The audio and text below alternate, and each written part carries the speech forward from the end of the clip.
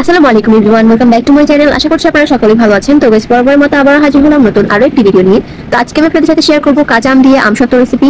এই সিজনে কিন্তু অনেক বেশি কাঁচা আম পাওয়া যায়। আমরা কিন্তু কাঁচা আমটা দিয়ে আমসত্ত্ব বানিয়ে সারা বছর সংরক্ষণ করতে পারবো। তো চলুন রেসিপিতে যাওয়া যাক। কাঁচা আমের আমসত্ত্বটা বানানোর জন্য প্রথমে আমার লাগছে কাঁচা আম। এখানের মধ্যে আমি 1 কেজি থেকে একটু বেশি নিয়ে নিচ্ছি কাঁচা আম। এই আমগুলো কিন্তু অনেকটাই কাঁচা, তো এখন এগুলোর বাহিরের যে খোসাটা আছে ওটাকে আমি ছাড়িয়ে নিব। সবগুলো কাঁচা আমের খোসাটাকে আমি ছাড়িয়ে নিচ্ছি। তারপরে এই আমগুলোর মাঝখান দিয়ে আমি কেটে নিব, মাঝখান দিয়ে ছুরি দিয়ে এক কাটা দিব। তারপর এগুলোকে আমি ছোট ছোট টুকরা করে কেটে নিব। এটার মাঝখানের যে আটিটা থাকবে ওই আটিটাকে কিন্তু ফেলে দিব। এইভাবে ছোট ছোট টুকরা করলে কিন্তু এগুলো সিদ্ধ হতে খুব বেশি সময় লাগবে না। তো আমি সবগুলো আমকে এরকম ছোট ছোট টুকরা করে কেটে নিব। সবগুলো আম যখন কাটা শেষ হয়ে যাবে তখন এগুলোকে আমি পানি দিয়ে ভালো মতো ধুয়ে নিব। এগুলোকে কিন্তু খুব ভালো মতো ধুয়ে নিব যাতে এগুলোর মধ্যে কোনো রকমের কষ বা ময়লা না থাকে। তারপর এগুলো সিদ্ধ হওয়ার জন্য আমি পরিমাণ মতো পানি দিয়ে দেবো। পানিটা কিন্তু আপনাদের আমটা বুঝে দিতে হবে। তো এখানের মধ্যে আমি 1.5 কেজি মতো আমের জন্য নিয়ে দিচ্ছি 4 কাপ পরিমাণে পানি। চুলার আঁচটা কিন্তু মিডিয়াম টু হাইয়ে থাকবে। এটাকে আমি ঢাকনা দিয়ে 20 মিনিটের মতো সিদ্ধ করে নিয়েছি। 20 মিনিটের মধ্যে কিন্তু এটা সম্পূর্ণটা সিদ্ধ হয়ে যাবে। 20 মিনিট পর দেখতে পারবেন এটা কিন্তু অনেকটাই নরম হয়ে গিয়েছে। তখন এটাকে আমি চুলা থেকে নামিয়ে নিব। একটু ঠান্ডা হয়ে যাওয়ার পর এটাকে আমি যে পাত্রের মধ্যে রান্না করব ওটার উপরেই একটা চালনি দিয়ে দিচ্ছি। মানে এই সম্পূর্ণ মিক্সারটাকে আমি এখন চালনি দিয়ে ভালো মতো ছেঁকে নিব, কারণ যে আঁশ জাতীয় অংশটা আছে ওই অংশটা যেন বের হয়ে যায়। একটা স্প্যাচুলা দিয়ে এটাকে খুব ভালো মতো নেড়ে আমি আমের পিউরিটা বের করে নিচ্ছি। তো দেখতে পাচ্ছেন সবগুলো আমের পিউরি বের করার পর কিন্তু এরকম আঁশ জাতীয় অংশগুলো বের হয়েছে। তো এগুলোকে এখন আমি ফেলে দিব। আর আমার আমের পিউরিটা কিন্তু অনেক বেশি স্মুথ হয়েছে। আপনারা কিন্তু এই মিক্সারটাকে একটু চেড়ে নেওয়ার চেষ্টা করবেন, এর ফলে কিন্তু অনেক বেশি ভালো হয়। তো এখন এটাকে আমি চুলায় বসিয়ে দিচ্ছি। চুলায় বসিয়ে এটাকে আমি একটু জাল করে ঘন করে নিব। তারপর এখানের মধ্যে আমি দিয়ে দিব 1.5 কাপ পরিমাণে চিনি। চিনিটা দিয়ে এটাকে একটু ভালো মতো মিশিয়ে নিতে হবে। তো যখন এটা একটু ঘন হয়ে ফুটতে শুরু করবে তখন এখানের মধ্যে আমি দিয়ে দিচ্ছি 1.5 টেবিল চামচ গোলমরিচের গুঁড়া। তারপর দিয়ে দিচ্ছি সামান্য একটু বিট লবণ আর সামান্য একটু সাদা লবণ।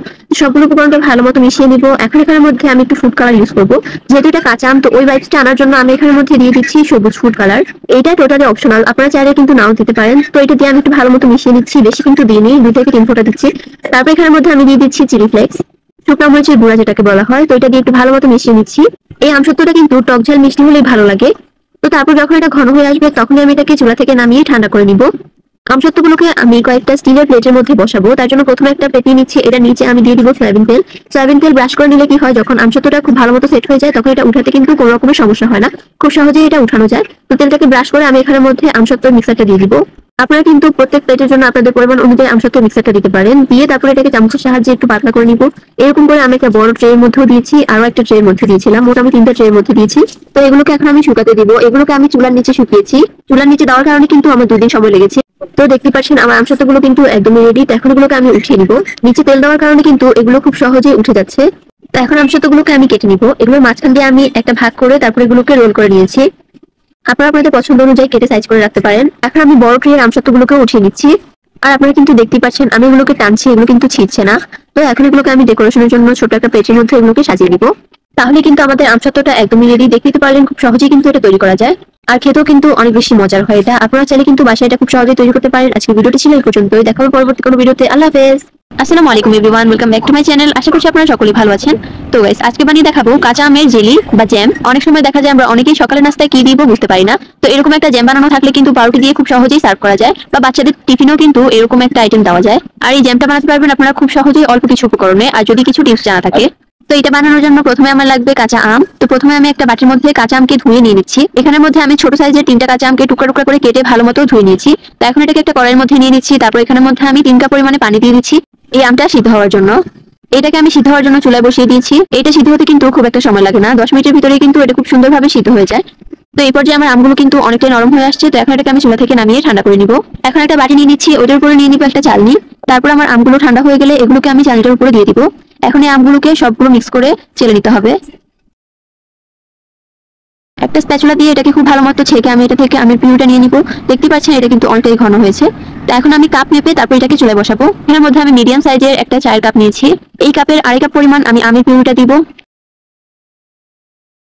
তারপর সেম আমি আরো একটা কাপ নিয়ে নিচ্ছি, ওই কাপটার 2 কাপ পরিমাণ আমি চিনি দিয়ে দিব। চিনিটা আপনারা আপনাদের পছন্দ অনুযায়ী দিতে পারেন।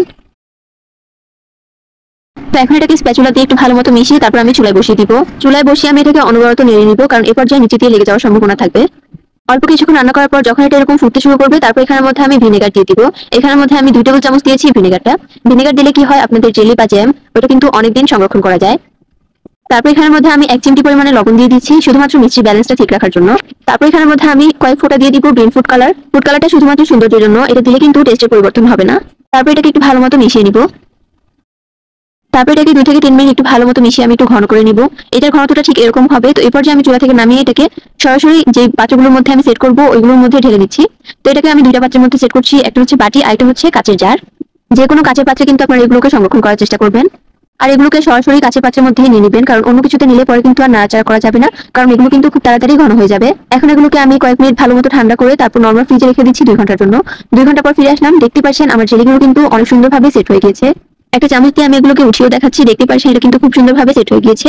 তো এখন এগুলোকে আমি পাউরুটির মধ্যে লাগিয়ে নিব। তো দেখতে পাচ্ছেন পাউরুটির মধ্যে লাগানোর সাথে সাথে কিন্তু এগুলো মিশে যাচ্ছে। এই জ্যামটা কিন্তু খেতে খুব বেশি মজাদার ছিল, আর বাজারে থেকেও কিন্তু এটা অনেকটাই স্বাস্থ্যসম্মত। আপনারা চাইলে কিন্তু এটা খুব সহজেই ঘরেই তৈরি করতে পারেন, আর এটা কিন্তু অনেকদিন সংরক্ষণ করতে পারবেন। তো গাইস, আমার আজকের ভিডিওটি ছিল এই পর্যন্ত। দেখা হবে পরবর্তী কোনো ভিডিওতে। আর ভিডিওটি ভালো লাগলে চ্যানেলটি সাবস্ক্রাইব করে পাশেই থাকবেন। আল্লাহ হাফেজ।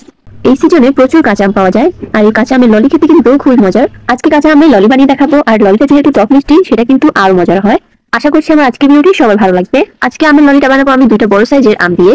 তো প্রথমে আমি 2টা আমকে পরিষ্কার পানি দিয়ে খুব ভালো মতো ধুয়ে নিয়েছি। তো এখন এগুলোকে সিদ্ধ করার জন্য আমি এখানের মধ্যে পানি দিয়ে দিব 4 কাপ পরিমাণ। তো এখন এটাকে আমি সিদ্ধ বসিয়ে দিব। এটা সিদ্ধ হতে কিন্তু আপনার প্রায় 15 থেকে 20 মিনিট লাগবে। চুলা আঁচটা কিন্তু প্রথম থেকে একটু মিডিয়াম টু হাই থাকতে হবে, তারপর চুলা আঁচটা আমরা কমিয়ে দিব। তো এখন এটাকে আমি সিদ্ধ করে নিচ্ছি। আমটা যখন সিদ্ধ হতে হতে ফেটে যাবে তখনই বুঝবেন যে আমটা প্রপারলি সিদ্ধ হয়েছে। তো এখন এটাকে আমি চুলা থেকে নামিয়ে নিচ্ছি, একটু ঠান্ডা করে নিব। ঠান্ডা হলে এটা বাহিরের যে খোসাটা আছে ওইটাকে আমি ছাড়িয়ে নিব। খোসাটাকে সম্পূর্ণটা ছাড়িয়ে আমি শুধুমাত্র আমের পিউরিটা নিব। আমটা কিন্তু এই পর্যায়ে খুব ভালো মতো সিদ্ধ হয়েছে, দেখতে পাচ্ছেন শুধুমাত্র পিউরিটাই বের হচ্ছে। তো এখন আমি সবগুলো আম থেকে পিউরিটা বের করে নিচ্ছি। আর আমের মধ্যে যে আটিটা থাকে ওই আটিটাকেও আমরা সরিয়ে নিব। তো এখন এই পিউরিটাকে আমি ব্লেন্ডারের জারের মধ্যে নিয়ে নিব সম্পূর্ণটাকে। এখন এখানের মধ্যে আমি দিব 1 কাপ পরিমাণে চিনি, চিনিটা আপনারা আপনাদের পছন্দ অনুযায়ী দিতে পারেন। তারপরে দিয়ে দিব স্বাদ মতো কিছুটা লবণ। এখন এখানের মধ্যে আমি সামান্য একটু পানি অ্যাড করছি শুধুমাত্র ব্লেন্ডটা ভালো মতো হওয়ার জন্য। তারপরে দিয়ে দিব কালারের জন্য একটুখানি ফুড কালার, যেহেতু এটা আমের আইসক্রিম তার জন্য এখানের মধ্যে একটু ফুড কালার দিলে ভালো লাগবে। তো এটাকে আমি খুব ভালো মতো ব্লেন্ড করে নিয়েছি। এখন এটাকে আমি আইসক্রিমের মোল্ডের মধ্যে দিয়ে দিব। আর আইসক্রিমের ব্যাটারের ঘনত্বটা কিন্তু আপনারা দেখেই বুঝতে পারছেন। এখন আমি চামচ দিয়ে একটু একটু করে নিয়ে আইসক্রিমের ব্যাটারটা ওই মোল্ডের মধ্যে ঢেলে নিচ্ছি। এখন এটার উপরে যে ঢাকনাগুলো আছে ওগুলোকে আমি দিয়ে দিচ্ছি। এই ঢাকনাটা কিন্তু আমি বেশিক্ষণ রাখিনি। 1 ঘন্টা পর যখন এটা একটু ভালো মতো জমে গিয়েছে তখনই আমি ঢাকনাটাকে চেঞ্জ করে এটার মধ্যে কাটি দিয়ে দিয়েছিলাম। আপনারা চাইলে কিন্তু এই ঢাকনাটাই রাখতে পারেন। এখন এটাকে আমি 8 ঘন্টার জন্য ডিপ ফ্রিজে রেখে দিব। 8 ঘন্টা পর ফিরে আসলাম। প্রথমে আমি একটা বাটির মধ্যে নিচে দিয়ে একটু পানি দিয়ে দিয়েছি সামান্য একটু। এখন এই আইসক্রিমের মোল্ডটা আমি এটার মধ্যে দিয়ে দিচ্ছি। এর ফলে কিন্তু নিচে দিয়ে একটু গলে যাবে, আইসক্রিমগুলো খুব সহজে উঠে আসবে। এই প্রসেসটা ফলো করলে আপনারাও কিন্তু খুব সহজে আইসক্রিমগুলো উঠাতে পারেন। আইসক্রিমগুলোকে আমি যে বাটিতে সার্ভ করবো ওইটার মধ্যে আমি আগে দিয়ে দিচ্ছি কিছুটা আইস কিউব। এটা শুধুমাত্র একটু ডেকোরেশনের জন্য করেছি। এখন আমি আইসক্রিমগুলোকে উঠাবো, দেখতেই পাচ্ছেন আইসক্রিমগুলো কিন্তু খুব সহজেই উঠে যাচ্ছে। এই ললিটা খেতে এত বেশি মজা হয়েছে, আমার তো মনে হয় এই সিজনে আমি এটা কয়েকবার বানাবো। আশা করছি আপনাদের কাছেও এই সহজ ললি রেসিপিটি ভালো লাগবে। আজকের এই আমের ললি দেখার জন্য সবাইকে ধন্যবাদ জানাচ্ছি। রেসিপি ভালো লাগলে চ্যানেলটি সাবস্ক্রাইব করে রাখবেন এরকম আরো নতুন রেসিপি পেতে। সবাইকে ধন্যবাদ জানিয়ে আজকে এখানেই বিদায় নিচ্ছি। আল্লাহ হাফেজ।